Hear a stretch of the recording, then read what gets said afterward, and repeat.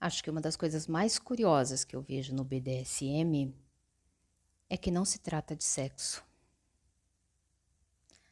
Oi, eu sou Priscila, idealizadora desse canal, feito para mulheres típicas que se relacionam com homens atípicos, mas que estão cada vez mais atípicas, porque estão sendo donas dos seus prazeres, das suas escolhas e das informações que captam na internet, nos meios de comunicação e usando cada vez mais a seu favor.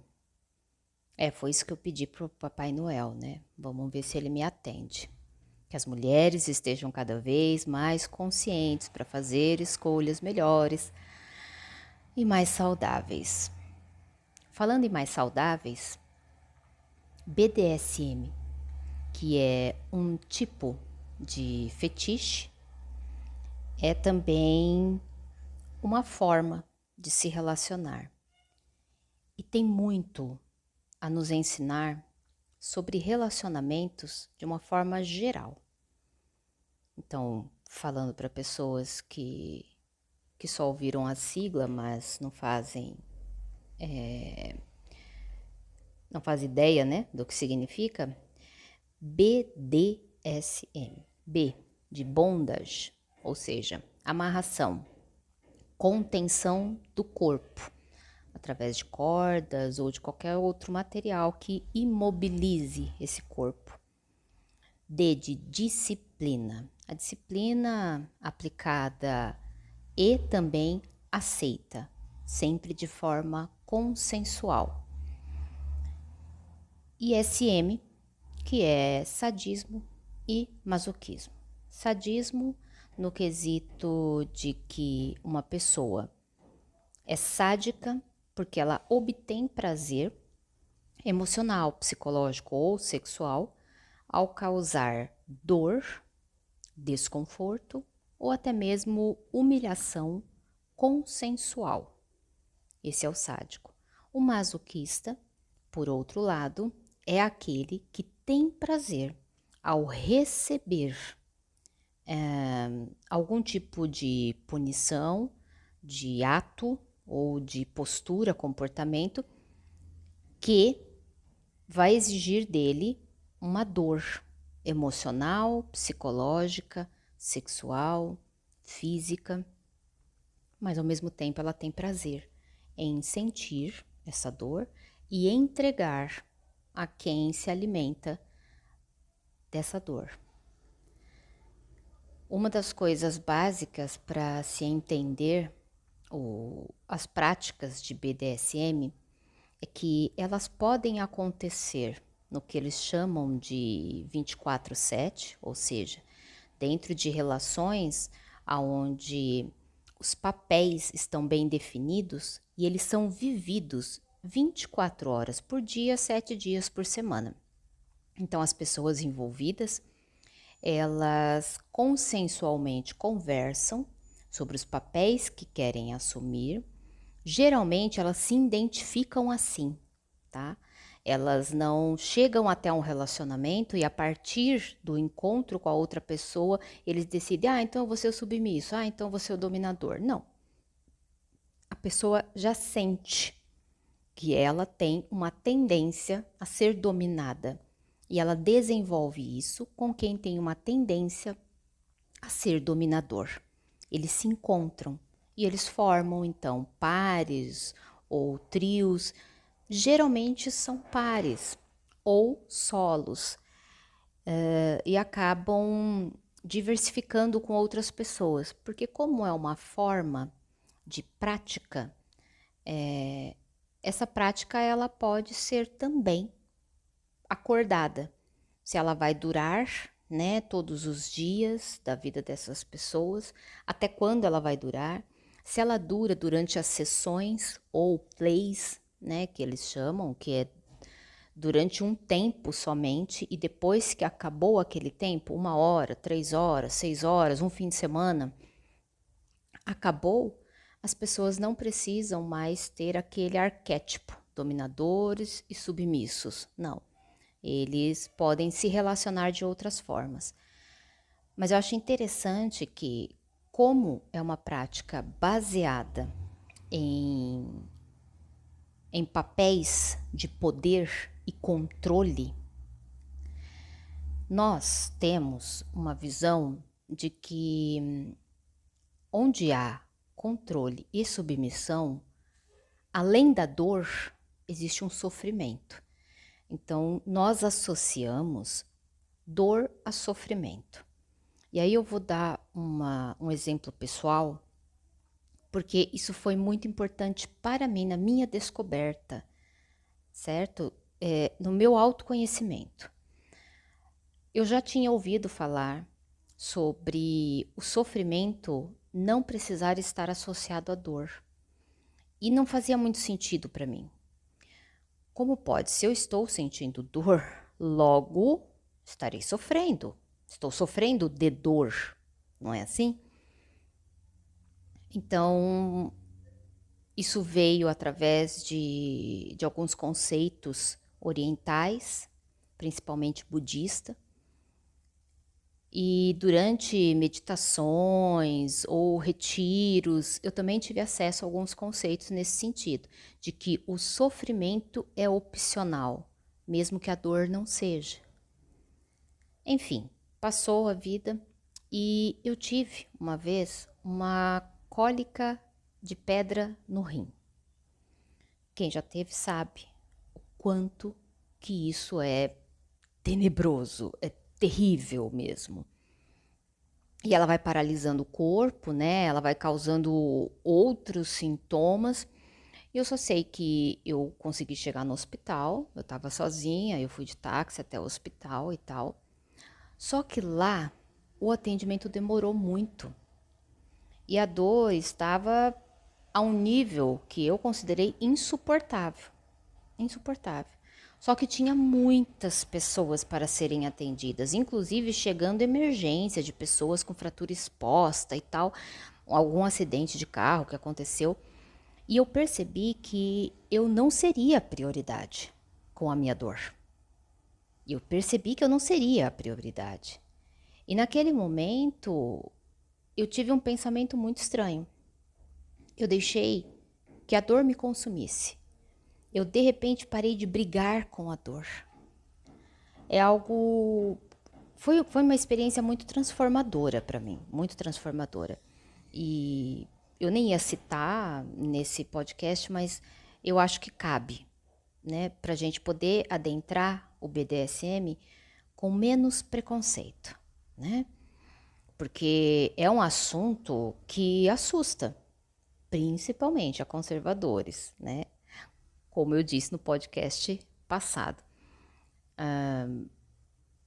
Ele é visualmente, né? O BDSM é visivelmente assustador para quem não tem uma atração por esse tipo de fetiche, né?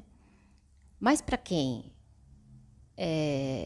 entra em contato com determinados limites do próprio corpo, da própria mente, das emoções, eu achei importante falar sobre essa minha experiência, que nada tem a ver com o campo sexual, mas tem tudo a ver com a diferença entre dor e sofrimento. E foi muito importante para mim, porque no momento em que eu parei de pensar sobre a dor, né? Quando que vão vir me atender? Eu preciso de remédio, as outras pessoas também estão precisando e tal. Eu simplesmente parei de pensar, porque a dor era maior do que qualquer coisa que eu pudesse raciocinar. Foi realmente uma entrega, né? A dor aquela dor que tava me tomando. O que eu senti é que eu estava com muita dor, mas de repente eu não estava sofrendo. O sofrimento, ele vem de uma cadeia de pensamentos acompanhado de um baque emocional e talvez físico, né? Nem todo sofrimento, ele precisa ser físico, ele precisa ter dor ou desconforto. Ele pode ser somente emocional. Eu parei de sentir que eu estava sendo injustiçada, de que eu poderia morrer, que são emoções, medo, injustiça, sentimento. Eu parei de raciocinar, de racionalizar o que eu estava sentindo e eu comecei a só sentir a dor. E eu entendi. Depois de tantos anos de meditação, de práticas, eu entendi qual era a diferença entre dor e sofrimento. E eu pensei que talvez eu fosse desmaiar. A dor ia me consumir e eu ia desmaiar. E era isso. Não tinha o que fazer, eu não precisava ficar me martirizando. O que eu faço? Eu grito, eu me jogo no chão para alguém me atender? Não, eu simplesmente me entreguei. E eu tinha certeza de que eu ia desmaiar, porque eu não estava mais aguentando de dor. Quando eu relaxei, porque eu relaxei, foi muito interessante isso. Quando eu relaxei, eu sentia a dor, mas eu não tinha mais uma tensão do que eu teria que fazer com aquela dor. Foi muito estranho, porque foi também uma coincidência. Foi uma coincidência o que aconteceu ali. A dor começou a ceder. Eu consegui levantar para ir ao banheiro. Fiz xixi, né? Fui ao banheiro, fiz xixi. Quando eu voltei para a sala de espera, aí a minha medicação estava pronta e tal.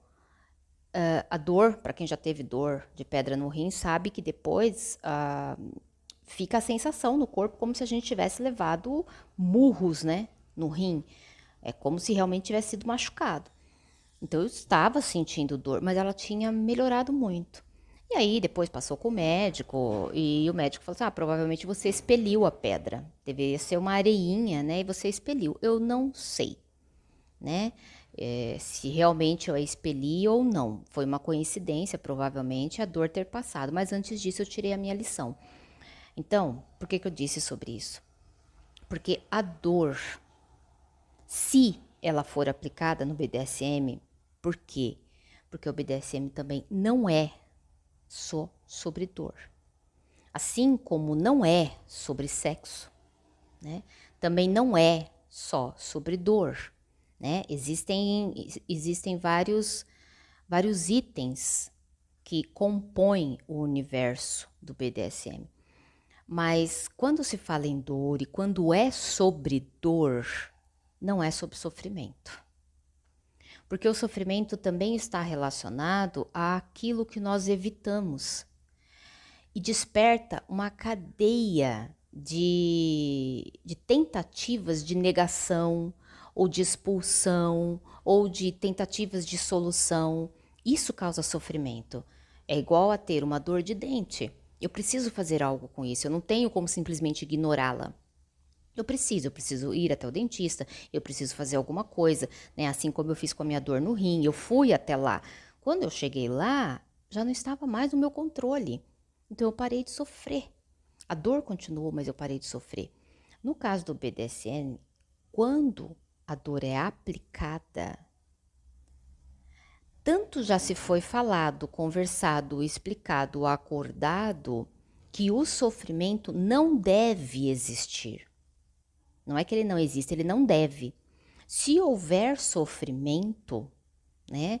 O medo, a repulsa, o nojo, a vontade de fugir, a vontade de parar, para todas essas reações que podem vir durante o ato, existem formas de brecar essas reações. Então, se é acordado entre as pessoas que haverá dor aplicada ou sentida e em determinado momento aquela dor ela gerar um sofrimento do tipo eu preciso parar, agora eu tô com medo de morrer e tal, existem sinalizações que são acordadas entre as pessoas porque gerou sofrimento, já não é mais a prática do BDSM, já é um desrespeito. E aí você pode se perguntar, como assim, Priscila? Né? O desrespeito já não começa a hora que alguém aplica dor a outra pessoa ou aplica uma dor psicológica, emocional a outra pessoa? Então, A dor em si, ela, ela pode ser desejada por algumas pessoas. Nós, de uma forma geral, desejamos a dor, porque nós aprendemos que isso é inconsciente para algumas, mas já é consciente para outras pessoas, tá? Tanto que chamam de crença de merecimento. Vamos ver se esse termo você já deve ter ouvido, crença de merecimento, que é o seguinte: se eu tenho uma dor, se eu faço um esforço, eu vou merecer algo, entende? Então a gente já tem a aplicação disso no nosso dia a dia. Então, para eu ter uma barriga chapadinha, uma bundinha empinadinha para o verão, eu vou ter que passar pela dor de acordar cedo, ir até a academia, fazer, sei lá, socialização com gente que eu não quero, entendeu? Para poder exibir o meu corpício no verão. Se eu quiser passar no vestibular, eu vou ter, né, que enfrentar a dor ou o desconforto de estudar, além, às vezes, do meu limite, porque eu preciso ter um conteúdo de informações para poder passar no vestibular, né? Nós aplicamos esse tipo de conceito até mesmo nos nossos relacionamentos românticos, né? Quando, igual eu falei no podcast anterior, quando a gente aplica aquele conceito do temos que ceder. Para que um relacionamento dê certo, ambas as partes têm que ceder. Isso é uma dor, né? Inclusive é um sofrimento. Nós nos causamos este sofrimento. A gente paga por ele. A gente escolhe por ele. Nós escolhemos muitas vezes dor e sofrimento. No BDSM, nós escolhemos dor sem sofrimento. Sempre sem sofrimento. Por quê? Porque a dor que é instalada, caso seja a prática que está sendo feita, ela pode cessar no momento em que ela começar a causar sofrimento. Então, existe um respeito. Essa dor ela só será infringida se tiver alguém que queira receber essa dor. E a dor, ela tem também um impacto químico no nosso corpo. Ela causa, né, a liberação de endorfina, por exemplo, e até mesmo em alguns casos de adrenalina, que vão alimentar certos estados no nosso corpo.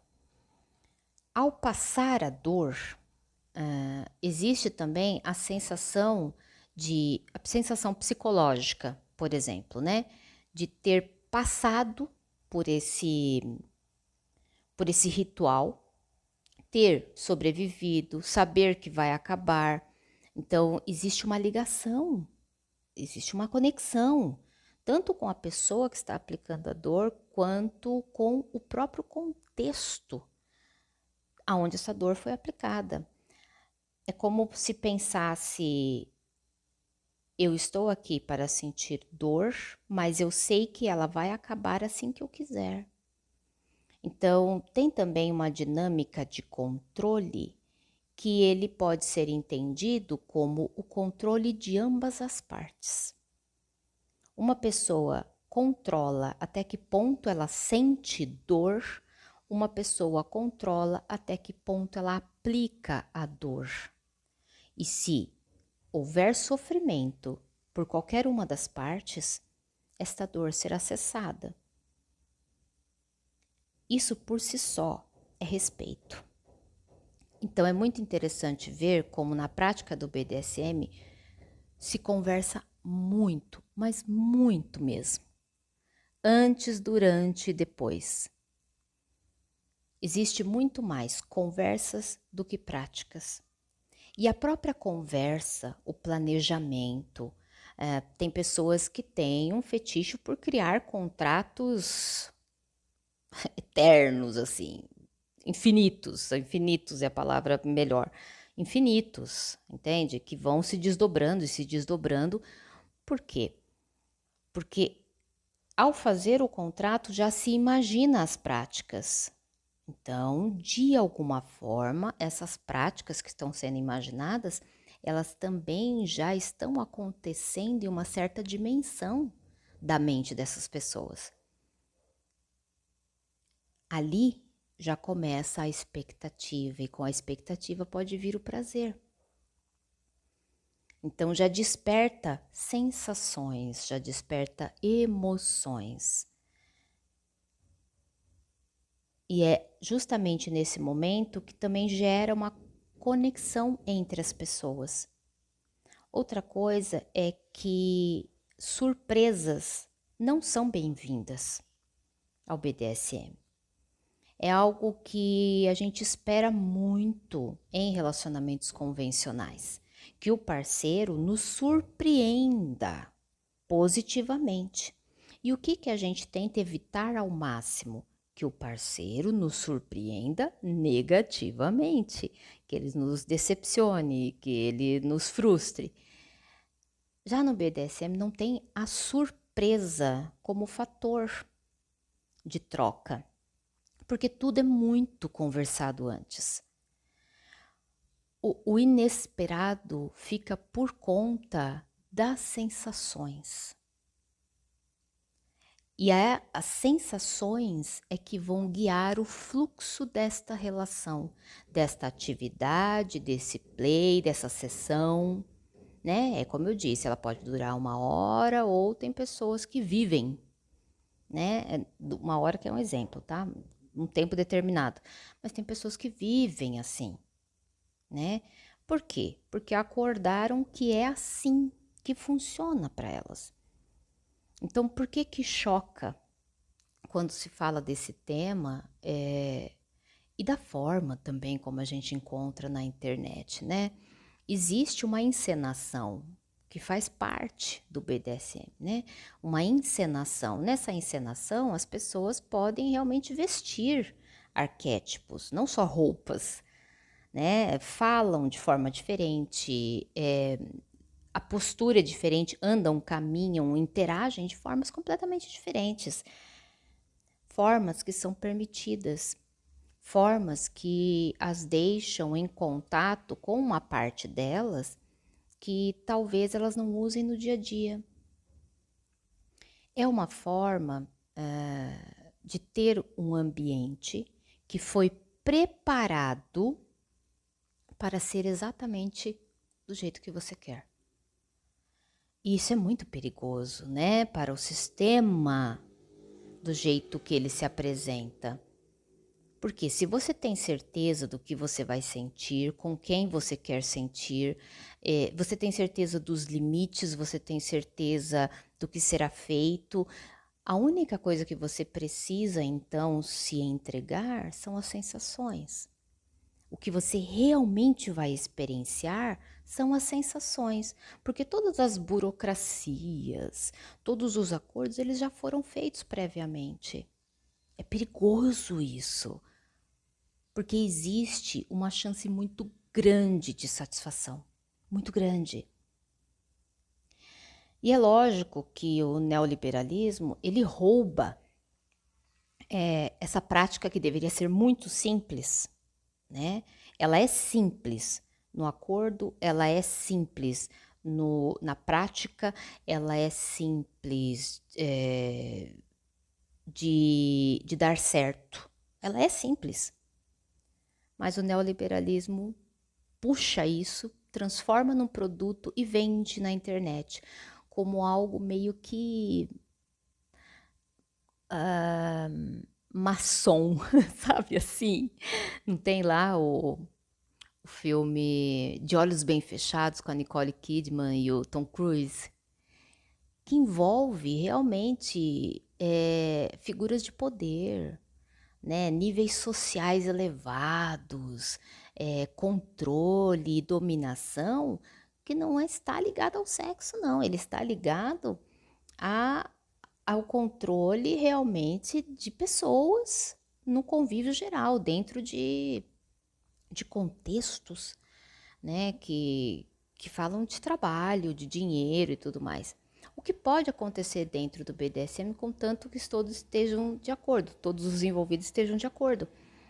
Mas o BDSM é muito mais sobre encontrar os próprios limites,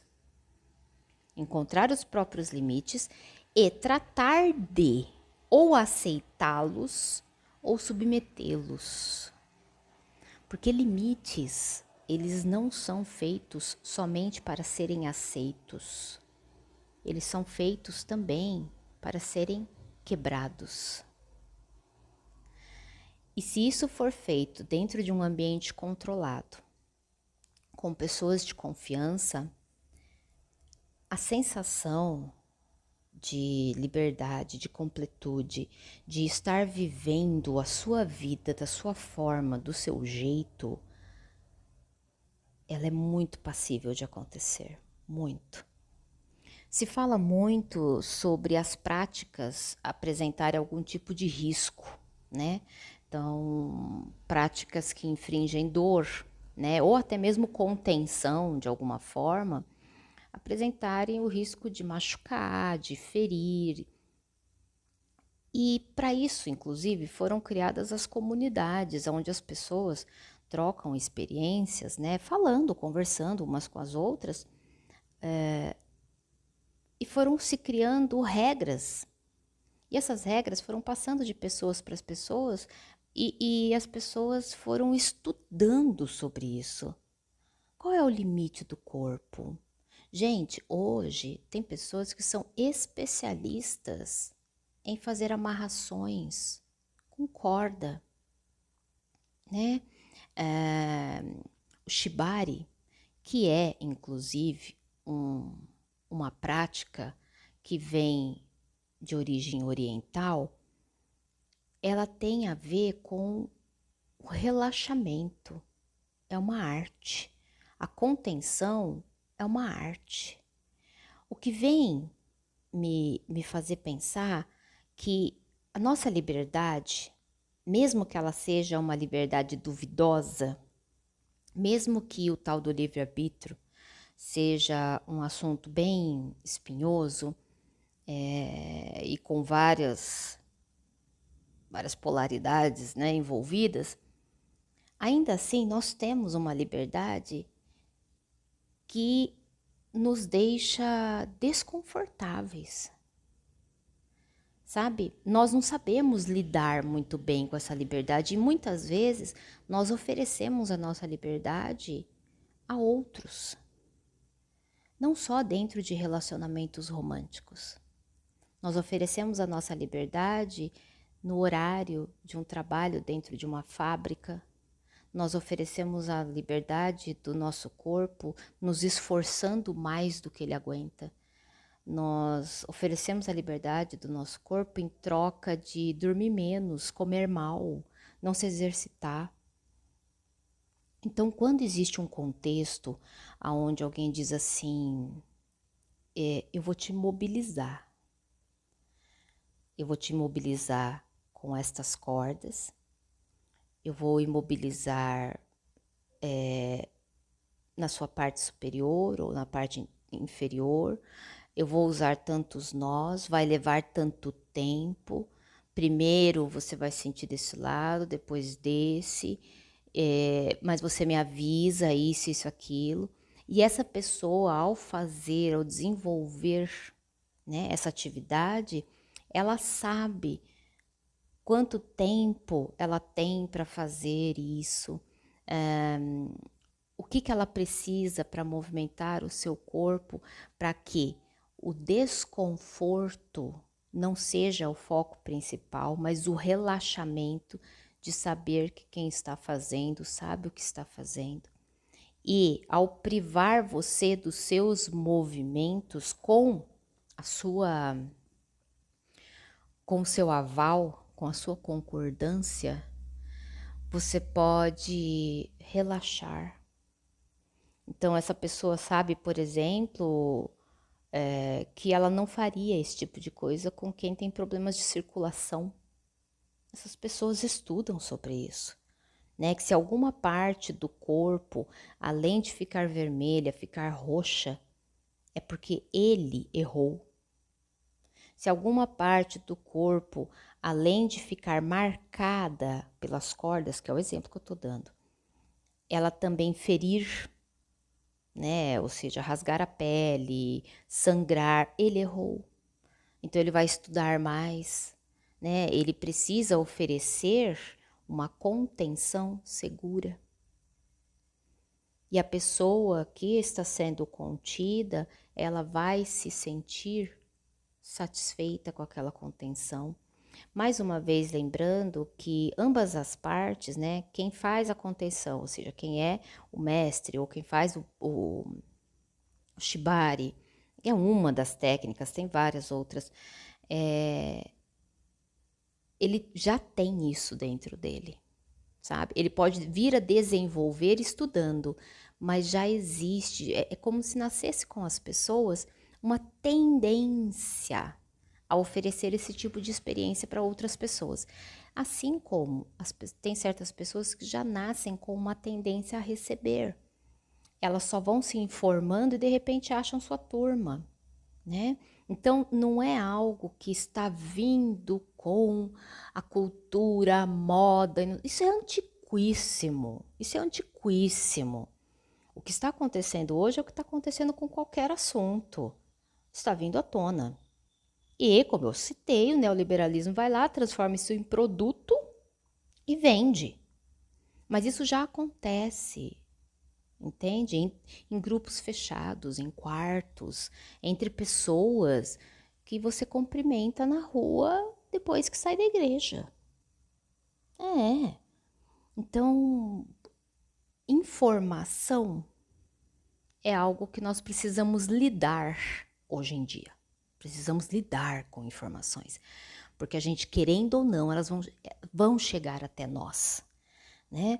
Então, a liberdade, né? Ela está meio que tendo uma distorção. Assim como nós temos muita liberdade para buscar as informações que queremos, nós estamos recebendo muitas informações que nós não queremos. Nós não queremos. E esse conflito de como usar a própria liberdade, no BDSM, ele é muito utilizado de uma forma propositalmente benéfica. Quando a liberdade de movimento é retirada, porque a pessoa concorda com isso. A liberdade de decisões é retirada, a pessoa concorda com isso, dá o consentimento para isso. Durante algum tempo determinado pelas pessoas envolvidas. E isso pode descansar a mente, que sempre tem que decidir, né? Escolher, não escolher, qual caminho seguir, qual não, o que eu faço com isso, em um mundo que tem cada vez mais opções. Então, confiar em alguém que dirá o que fazer, como fazer, até quando, é uma forma de descanso. Eu chego a falar isso no outro podcast, onde eu digo que ser dominada é o fetiche da mulher cansada. Porque eu mostrei só uma vertente disso, né? O BDSM não é para pessoas que estão em dúvida. Entende? Eu quero saber como é que é levar uma chicotada. Não é isso. É lógico que tem vertentes e tem muita gente ruim e mal e com más intenções em qualquer grupo da sociedade, em qualquer um. Por isso que existem as comunidades, que ensinam a identificar essas pessoas, tá? Para que não haja o que é muito comum de haver entre o BDSM e a sociedade baunilha no geral, que são as pessoas que se relacionam de uma forma convencional padrão. Que é o quê? Achar que o BDSM está associado à perversão, perversão, perversão. Nossa, um trava-línguas. Achar que o BDSM está associada à perversão. Por quê? Porque a perversão é quando o desejo de uma pessoa ou de um grupo de pessoas, ele passa por cima de qualquer limite de outras pessoas envolvidas. Isso é ser perverso. Então, perversos são... Isso no entendimento geral, tá? Porque, na verdade, no dicionário, perversão é só uma pessoa que não se adequa aos padrões convencionais, tá? É isso, é só uma pessoa fora da caixinha. Só que a perversão, ela foi associada a algo ruim, né? Por que algo ruim? Porque uma pessoa perversa, por não respeitar ou até mesmo passar por cima de alguns requisitos morais, de alguns requisitos éticos em prol de si mesma, né? Logo, a gente associa o quê? Um pervertido, ele também vai passar por cima do que é o bem, do que é o bom. Ele não vai ser pervertido em um único tema. Ele vai ser pervertido no geral. Então, ele é perigoso, entende? Então, é um risco, né? Sendo que existe, né, essas definições para perversão, e perversão no dicionário é somente aquilo que extrapola limites.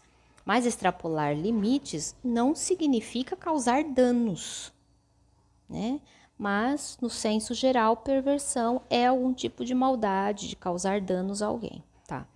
Dentro do BDSM existe uma liberdade, uma flexibilidade para o termo da perversão e a prática da perversão. Porque algumas pessoas desejam que seus limites sejam extrapolados. É lógico que para ter esse tipo de conexão, esse tipo de relação, existem contratos, existem acordos que também precisam ser feitos. Porque realmente, se o desejo de uma pessoa é ser invalidada, né? Então, por exemplo, quando eu disser não, você entende como sim e continua. Isso pode acontecer, né? Pode ser que isso leve a uma consequência, né? E a consequência mínima é o machucado, a consequência máxima é a morte, né? Como que fica? Quem que vai arcar com essas consequências? Quem é o responsável? Então, isso também já foi previsto pela comunidade e já é amplamente divulgado. Então, a perversão, ela tem também um ponto de existência dentro da comunidade BDSM, mas ela também tem formas de tratar, formas de se encaixar, formas de até mesmo de se identificar, né? O que é a perversão e quem é que está buscando, né, por um perverso. Existe também essas definições, né? E quem não está buscando, né, também ficam vários alertas, né, como não encontrar com essas pessoas. Porque no fim das contas, essa prática é justamente para que as pessoas de mesmo conceito consigam se encontrar e elas se complementem. Aí eu vou entrar num ponto que eu acho que dá para a gente tirar algumas lições para aplicar nos relacionamentos baunilha, né? De forma geral, né? Primeiro que conversar sobre o que são limites, sobre o que são desejos, sobre papéis, é algo que não se faz em relacionamentos convencionais, né? Uma pessoa se atrai pela outra, vai desenvolvendo o negócio e é um medo, né, de falar sobre quer, sobre o que não quer. Ai, não quero ser chata, ou o outro não quero parecer emocionado, ou não, sabe? E dentro do mundo BDSM, isso é a coisa mais normal do mundo. É sentar pra conversar. Sentar pra conversar de cara limpa. Sentar pra conversar com papel e caneta na mão pra ir anotando o que o outro tá falando. Isso é tão normal. E isso não tira o prazer do momento. Porque ao contrário, como o prazer do momento ele está totalmente focado nas sensações que serão despertadas em ambas as partes, o conversar ele não é uma forma de abreviar, ele não é uma forma de tirar a satisfação, ele é uma forma de garantir. Conversar garante que as partes serão satisfeitas. É o contrário do que a gente entende dentro de relacionamentos convencionais. Nos relacionamentos convencionais, a gente acha que o mistério, a entrega, a paixão, ela acontece por conquista, por... E olha que tem conquista também no BDSM, mas é algo muito mais saudável. Eu já vou falar sobre. Acontece por meio que fluxo, né? Tipo assim, a pessoa tá na minha vida há 10 anos, eu confio nela. Mas por que você confia nela? É porque ela tá comigo há 10 anos. Isso não significa nada. Não significa... Tanto que a pandemia mostrou pra gente que isso não significa nada. Quantos casais se separaram na pandemia? Casais que estavam juntos há 10, 20, 30 anos se casaram. Perdão, se separaram. Por quê? Porque eles eram as pessoas que trabalhavam fora, chegavam em casa num determinado horário, cuidavam das crianças, o outro cuidava do cachorro, o outro é para não sei o quê. Quando a rotina tirou as privações e colocaram um de frente para o outro, para eles realmente conviverem, ver quem eles eram juntos o tempo inteiro, 24/7, ficou insuportável. Muita gente se separou. Muita gente se conheceu na pandemia. No modo carência ativado, né? Muita conversa trocada pelo celular e tal. A repressão de não poder se encontrar, né? Devido ao lockdown e tudo mais. O que veio à tona foi justamente só as fragilidades, as carências. Quando tudo mudou e voltamos a viver a vida, né, com todas as bactérias e vírus circulando normalmente, toda aquela tensão, aquele foco, aquele sufocamento já não fazia mais sentido. As pessoas perderam interesse umas pelas outras, porque já não estavam necessitando tanto. No BDSM existe esse respeito ao fluxo dos desejos. Eu quero viver isso 24 horas por dia, eu quero viver isso uma vez na semana. Eu quero viver isso uma vez ao mês, eu quero viver isso uma única vez e só. Todos têm o poder de decisão. Todos têm o poder de decisão. É algo que a gente poderia trazer para os relacionamentos convencionais, porque nos relacionamentos convencionais existem papéis formados, homem, mulher, ou então o dominante e o submisso, né, dentro da relação, indiferente do gênero, mas geralmente o gênero dominante é o masculino e o gênero submisso é o feminino. E quando há uma inversão disso, como por exemplo a mulher que sai para trabalhar, o homem que fica em casa cuidando das crianças, existe um peso social, um preço a se pagar. No BDSM a inversão acontece com muita frequência e muita leveza, aonde já existe uma mulher que tem um papel que é determinado pela sociedade como papel do macho, o papel de controle de poder, absurdamente, mas é. E existe um homem dentro do BDSM que ele quer assumir esse papel de fragilidade, de submisso, de escravo. Ele quer. E é incrível como que neste mundo do BDSM isso não vai levar a um julgamento. Essas pessoas podem vestir estes papéis, ou elas podem finalmente se despir dos papéis que elas têm que vestir todos os dias para não serem açoitadas pela vida, pela sociedade. A vida não açoita ninguém, né? Na verdade, quem pune é a sociedade, né? Então, quer dizer, um homem que não pode ser frágil no dia a dia, não pode chorar, não pode pedir para a mulher resolver tudo para ele, sem parecer um fraco, um covarde, ele talvez se encontre no BDSM, quando por uma hora ou por um dia, ou sei lá quanto tempo ele determinar, ele queira ser um escravo e ele coloca tudo isso para fora. E a mulher? A mulher talvez seja submissa a várias coisas da rotina dela no dia a dia. E quando chega nessa... Não é nem encenação. Algumas pessoas chamam de encenação, mas eu acho que é também o vivenciar um dos seus lados, sabe?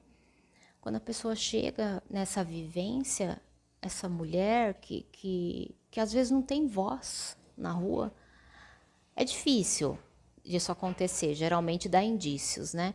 Mas digamos que seja assim, ou ela tenha que ser uma pessoa mais passiva, ou calma, ou controlada demais, ela chega dentro de um contexto, de um play de BDSM e ela pode finalmente se empoderar disso, ela pode aceitar e usar, porque tem alguém esperando por isso e vai sentir prazer nisso e ela também vai sentir prazer nisso. Então, existe uma micropolítica acontecendo nos contextos do BDSM. Na macropolítica, que é onde nós vivemos, nós convivemos, nós socializamos, nós não mandamos. Eu posso ser uma mulher controladora, empoderada, e ainda assim tem quem manda em mim. Não tem como. Tem quem mande em mim, né? Então, eu consigo ser uma controladora até um certo ponto. Depois de um certo ponto, eu vou ser controlada. Assim como ao meu redor existem pessoas que são submissas a mim, mas que em determinados momentos podem me controlar. Então, essas dinâmicas, elas vão se alternando. Dentro do BDSM existe a segurança de que essas alternâncias não ocorrerão, a não ser que elas sejam muito bem conversadas e contratadas e acordadas. Fora isso, existe a segurança de que o meu papel é esse, o seu papel é esse. Funciona.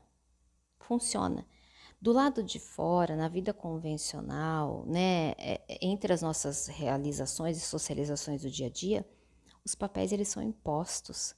E toda vez que a gente bate de frente com eles, que a gente confronta, que a gente duvida, que a gente tenta mudar, a gente vai encarar 1.000.000 de problemas. Então, eu já sou uma mulher um pouco fora da casinha, tem a ver com criação, blá, blá, blá. Eu sei como que é isso dentro de um relacionamento, né? Com um homem que teve uma criação para ser dominador, para ser o, como é que chama? Aquele que patrocina tudo. Como é que chama, gente? É tão usado pelos Red Pill da vida. Hein, tá vendo? Eu não sei nem a palavra, porque não é algo que faça parte da minha realidade, né? Mas quando eu encontro com um homem que quer ser um dominador, que não sei o que quer um jogo de poder o tempo inteiro comigo, sendo que a minha vivência não é essa, eu tenho uma vivência de autonomia, de independência, eu não quero ninguém para jogar, para brigar comigo, para confrontar, né? Tem que ser uma parceria igualitária, que faz crescer, que junta para crescer, que junta para fortalecer e não para brigar comigo de quem é o papel de quem, né? Enfim, eu sei como é viver isso. Eu sei como é perder relações, né? Porque as pessoas precisam assumir papéis que lhe foram impostos. Então, o homem, ele também vai sofrer dentro das relações, porque ele tem que assumir determinados papéis que foram impostos a ele, porque se ele não assumir, ele vai ter danos, sabe? Ele vai ser cobrado por isso.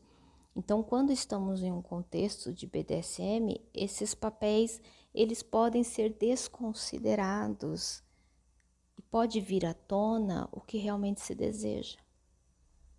Com respeito, sem julgamento. Ó, imagina, você ver um homem, né, submisso, com a sua rainha, passando dentro do salão, o homem tá engatinhando, ou, né, feito um gatinho, um cachorro de coleira. Ninguém olha para ele e pensa, nossa, que homem covarde, deve ser um boiola. Não. Só pensarão isso dele se isso fizer parte da montagem dele, do que ele quer. Ele quer ser visto dessa forma. Por que que alguém gostaria de ser visto de uma forma que nós conhecemos como algo inferior, como algo menor?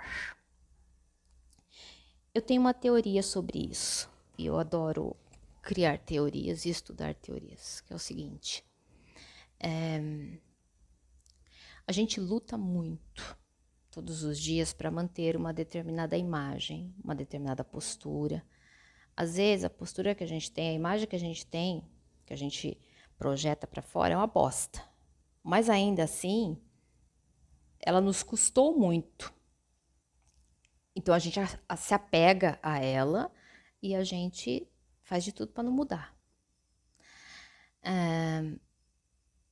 Só que para projetar isso, para vivenciar e para viver e para suportar isso, né, para fazer a manutenção dessa imagem, exige muito esforço.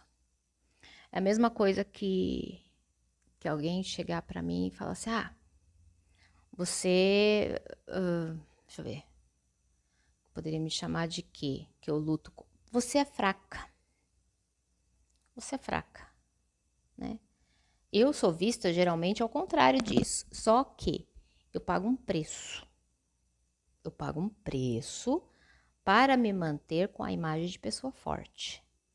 Não estou dizendo que é ruim, estou dizendo que tem um preço, né? Tá. E aí, de repente, eu estou em um ambiente onde as pessoas me chamam de fraca. Você é fraca, você é frágil, você é pequena, você não consegue nada.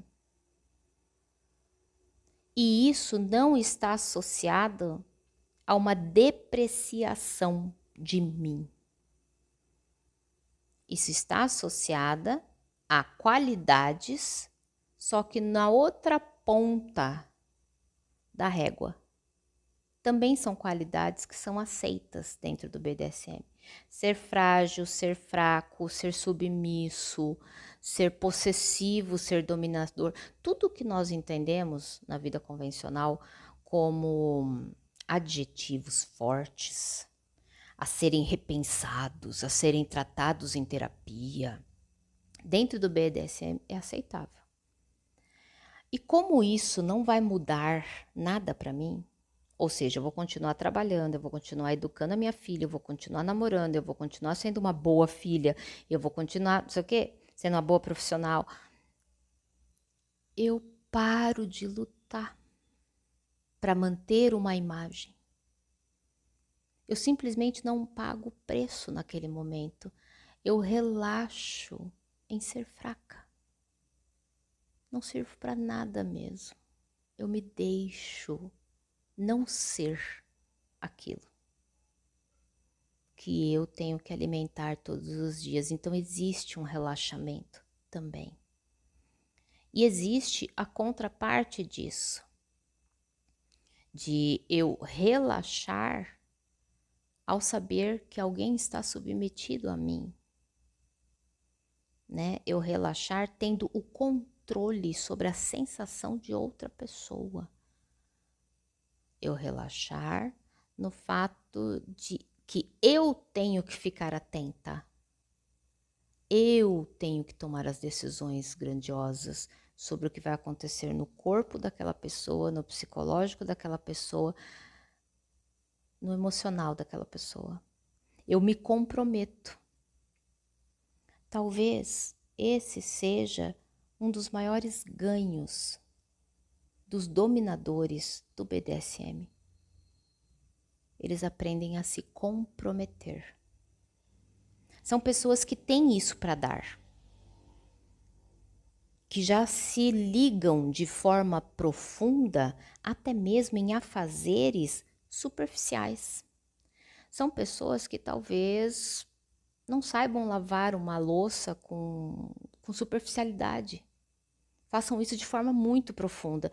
Então, quando encontram alguém que está disposta a receber essa profundidade em forma de ordem, de imposição, de comprometimento, ele tem uma importância, ele tem onde colocar esse dom.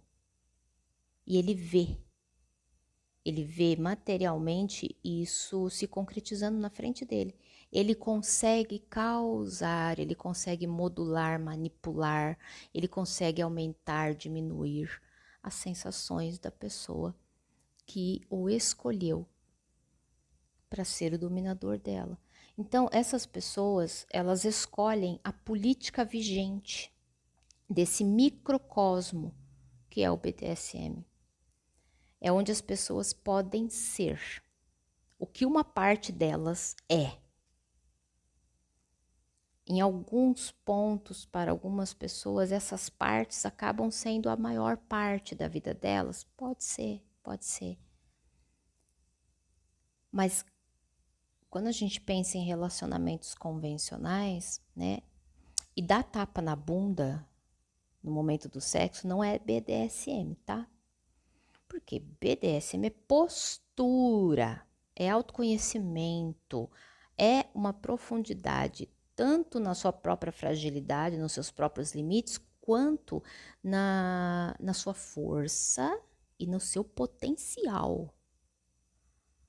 É puro autoestudo. Só que é o autoestudo das pulsões.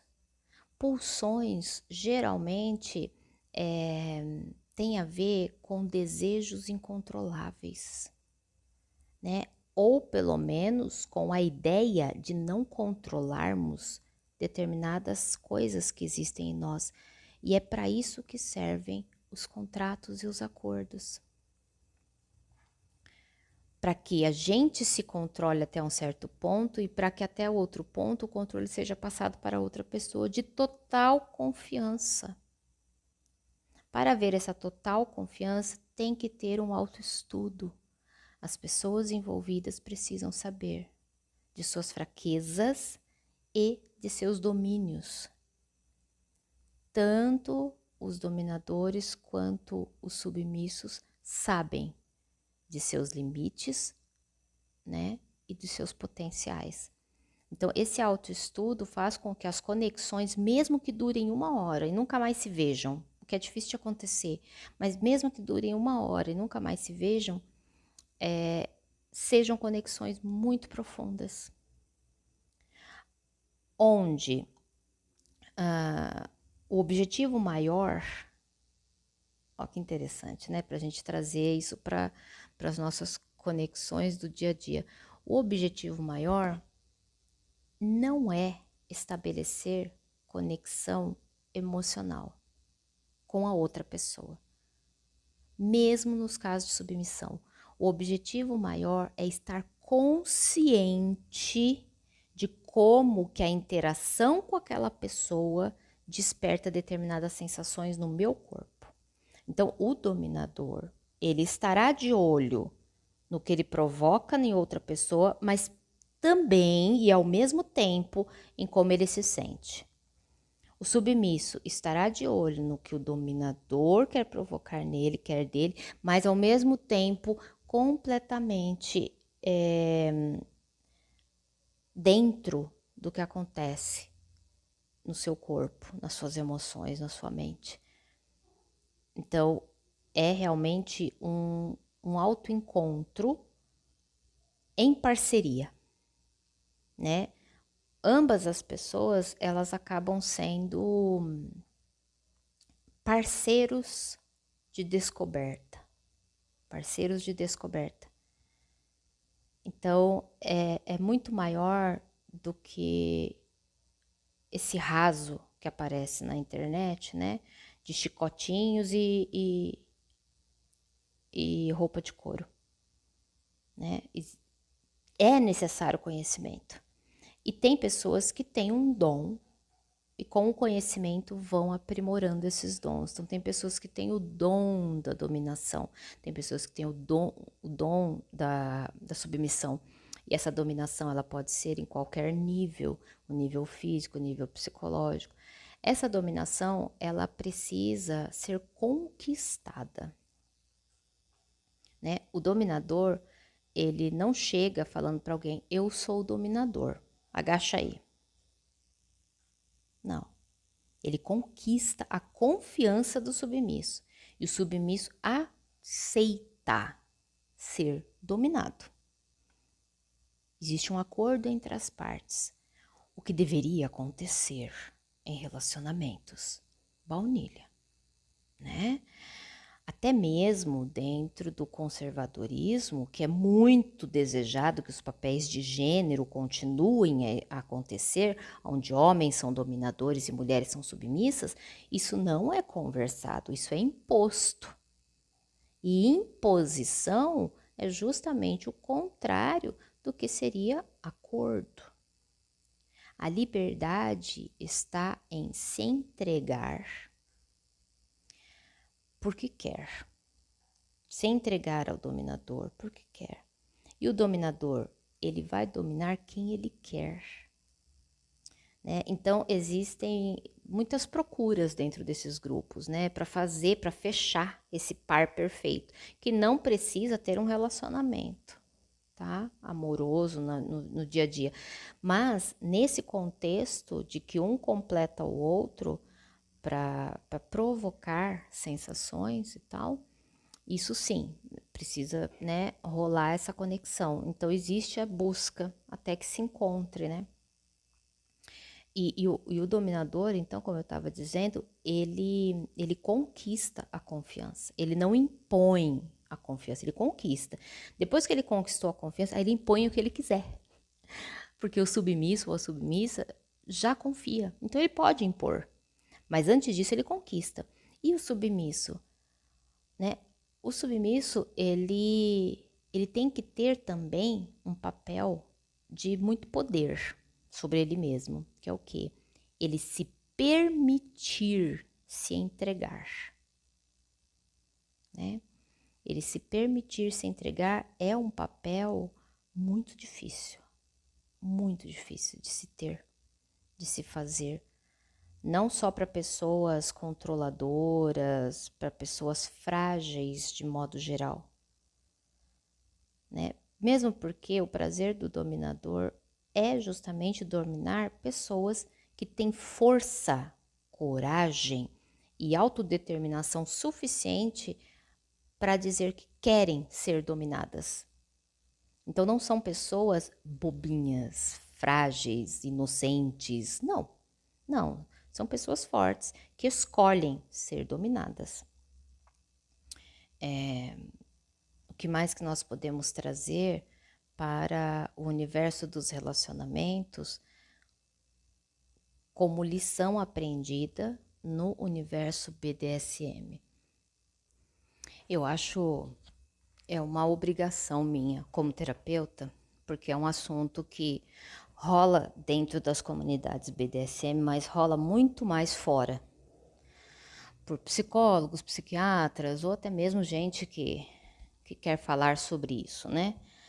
E que não tem a vivência, que é o seguinte, é muito falado que essas pessoas que praticam ou que têm algum interesse nessa área do BDSM, podem ser pessoas traumatizadas, né? Pessoas, por exemplo, que passaram por abusos e tem esse viés da vida, de que relacionamentos são abusivos e tudo mais, e elas podem então buscar uma confirmação através desse tipo de prática.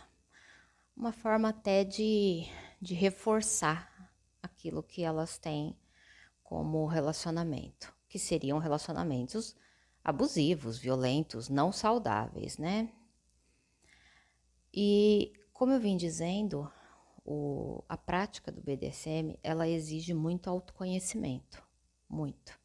Porque para conversar, você precisa saber do que você está falando. Isso em si já é uma autorresponsabilidade, mas também uma responsabilidade para com o outro.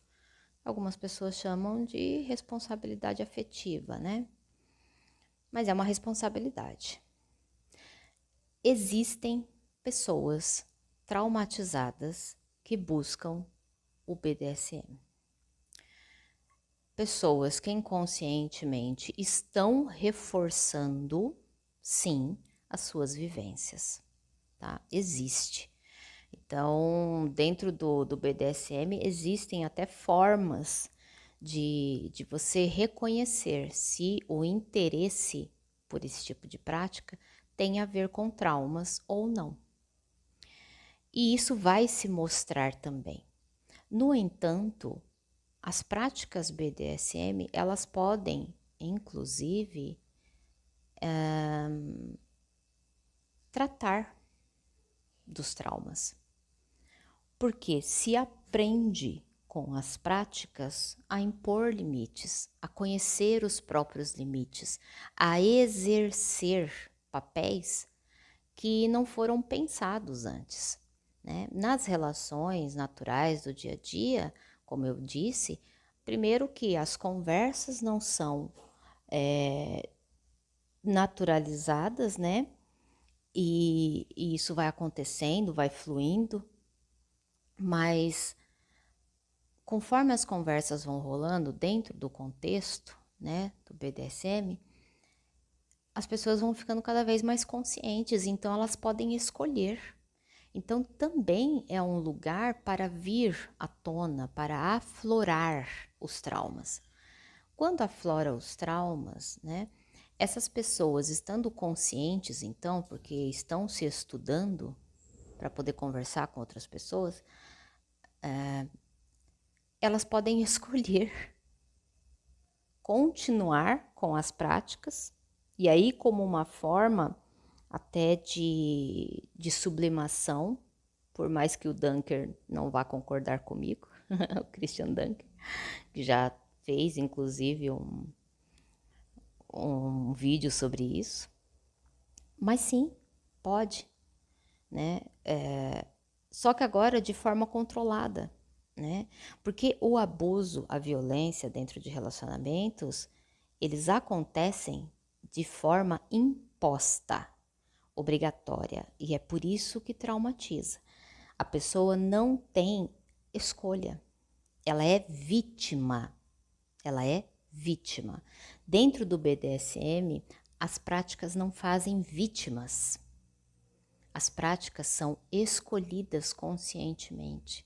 Os papéis são exercidos de forma consciente, são estudados e são aprimorados, inclusive.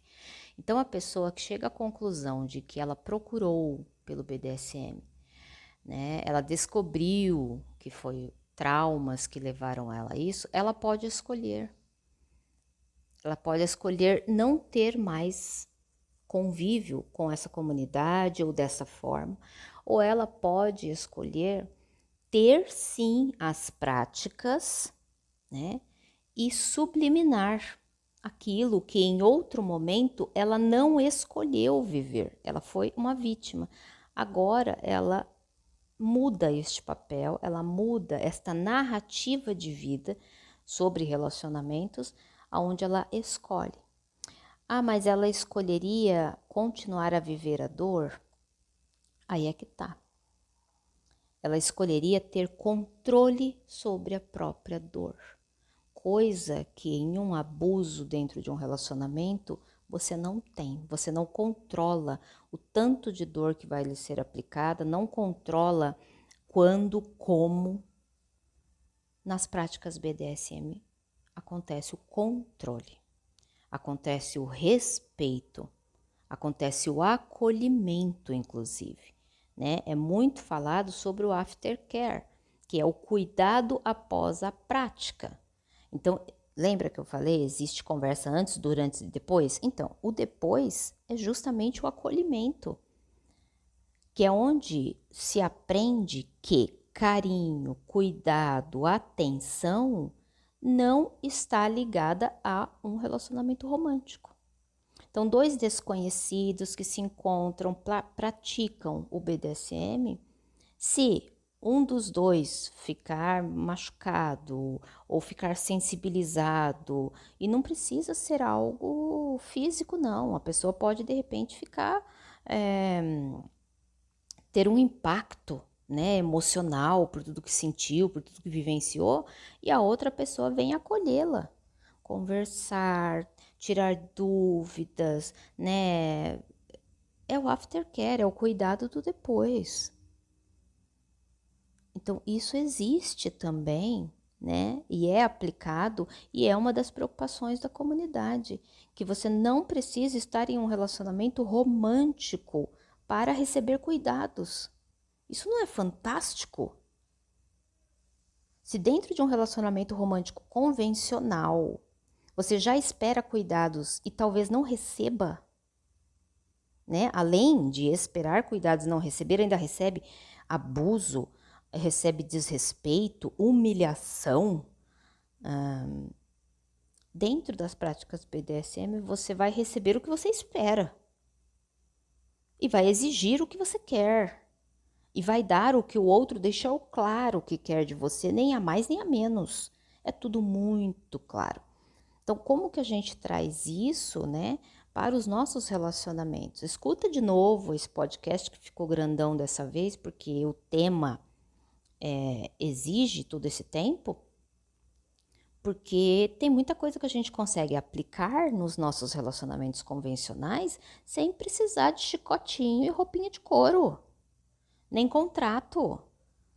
Sabe, a gente pode usar alguns termos, algumas referências e aplicar, porque dentro do BDSM, as consequências ruins são mínimas.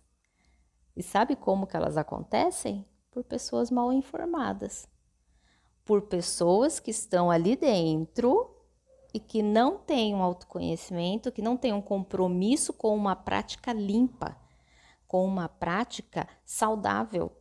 Essas pessoas traumatizam outras pessoas, porque no geral é um estudo de autoconhecimento para que possa finalmente aplicar. Tanto o submisso quanto o dominador ou dominadora é uma questão de estudo constante. A prática é lá na ponta, é lá depois do estudo, né? Então, traumatizar através das práticas é algo que é mais raro de acontecer do que em relacionamentos convencionais. E a gente deveria pensar sobre isso. Por que que algo que é tão tabu, por mais que hoje se fale tanto, né? Às vezes a gente enche o saco, inclusive, sabe? Para mim, por exemplo, que conheço, né, o mundo BDSM, as práticas e tal, e ouço as pessoas falando de uma forma superficial, como se fosse um show de horrores, né? Tanto pessoas de dentro do meio quanto pessoas de fora, é assim um saco, né? Porque distorce tudo. Ao mesmo tempo que a gente precisa falar, porque fica meio que embaixo do tapete. É alvo de discriminação, é alvo de chacota até, né? E que pode ser muito mais saudável do que os padrões relacionais que a gente utiliza como referência do que seria saudável. Então, estudar, né, outros formatos, outras atividades, outros conceitos de relacionamento e filtrar, Tem algo nisso que me serve, que eu poderia aplicar no meu relacionamento? Tem algo que aqui ouvindo eu me identifiquei? Vou atrás de mais informações, né? Vou atrás de querer saber como é que funciona, se serve a mim. E quando eu digo se serve a mim, é se me beneficia. Me beneficia de alguma forma? Porque, igual eu disse, mesmo que haja pessoas traumatizadas neste meio, ainda assim vai chegar um ponto em que essa pessoa, a própria vivência do BDSM vai dar a ela um ponto de consciência onde ela vai ter que escolher. Eu continuo porque eu vi um benefício e esse benefício ele não está pautado em, em referências inconscientes. Eu sei que eu tenho um trauma nesse sentido. Mas ao praticar o BDSM, os limites, né, que eu imponho, que o outro impõe, as conversas e tal, me fizeram perceber que neste caso eu não sou vítima. Eu sou ativa, eu tenho decisão, eu tenho escolha. Então eu escolho praticar assim. E isso faz com que eu tenha uma outra visão sobre o meu trauma, que eu consiga separar. Até que ponto eu não tive escolha, até que ponto eu tenho escolha. E as outras pessoas continuam sendo pessoas que estão se conhecendo, se aprofundando e que não têm em sua personalidade nenhum nenhum problema, por querer ter em suas vidas esses tipos de prática que envolvam contenção física ou até mesmo psicológica, né? Como, por exemplo, a contenção psicológica, que eu acho que eu não dei um exemplo, mas vou dar. Por exemplo, adiar o prazer, né? Então, pode ser que, no caso de dominação e submissão, uma pessoa provoque, né, o prazer, mas não deixe chegar ao ápice. Essa pessoa ela tem o controle de manipular o prazer que a outra vai sentir, sem que deixe ela ter acesso total ao prazer. Esse tipo de contenção psicológica, né? Só sentir prazer quando o outro manda, ou só ir até certo ponto e esse ponto quem determina é o outro e tal, isso também é uma forma de regulação emocional. Muitas pessoas não sabem regular as próprias emoções e quando se fala em prazer fica ainda mais sensível. Muitas pessoas nem se entregam ao próprio prazer porque têm medo de serem dominadas pelo próprio prazer. Existem ideias de que se a gente se libertar, se a gente não tiver nenhuma lei, vocês já devem ter ouvido isso, nós mataríamos uns aos outros. As pessoas iam comer as outras vivas e tal. Então, nesse contexto do BDSM, alguém contém os seus desejos por você. E isso pode ser muito satisfatório. E isso pode ser muito terapêutico.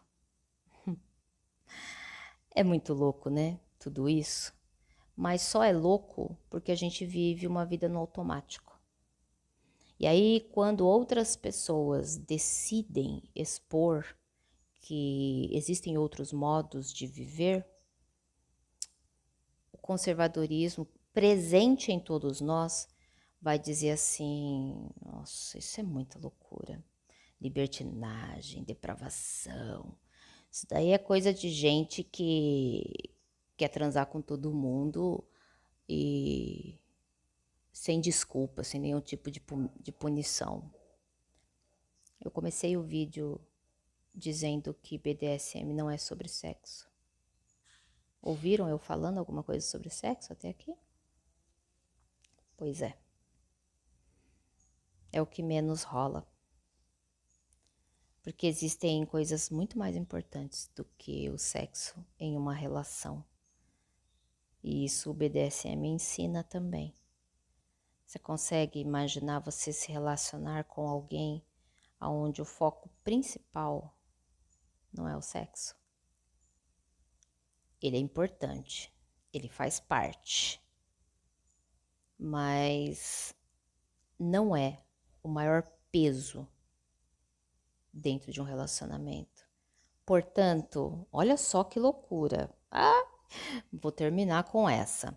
Se o sexo não é o principal dentro de um relacionamento, significa que você não tem que ter a disposição ideal, você não tem que ter um corpo ideal, você não tem que ter um desejo ideal, você não tem que ter um pensamento ideal, você não tem que ter uma posição ideal, você não precisa ter nada. Porque o sexo é só uma das coisas. Quantas coisas que você faz se esforçando para ser atraente ou, né, mendigando atração, atenção, ou exigindo que o seu parceiro faça com que você se sinta atraente para ser atraente para o sexo, né? Quanto dessas coisas cairiam por terra se um relacionamento entre duas pessoas, o sexo não fosse uma moeda de troca? Ele tem importância, ele é prazeroso, ele é desejado pelas partes, mas o relacionamento não gira em torno disso. Teríamos relacionamentos completamente diferentes, completamente. E as traições? Porque se eu não fizer direito, ele vai procurar na rua. Não. Ai, ai. Gente, acho que comecei o ano bem, né?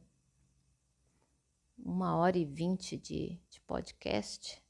É porque o assunto é longo, mas geralmente eu não faço desse tamanho não, vocês sabem. Os últimos aí foram 30 minutos e olhe lá.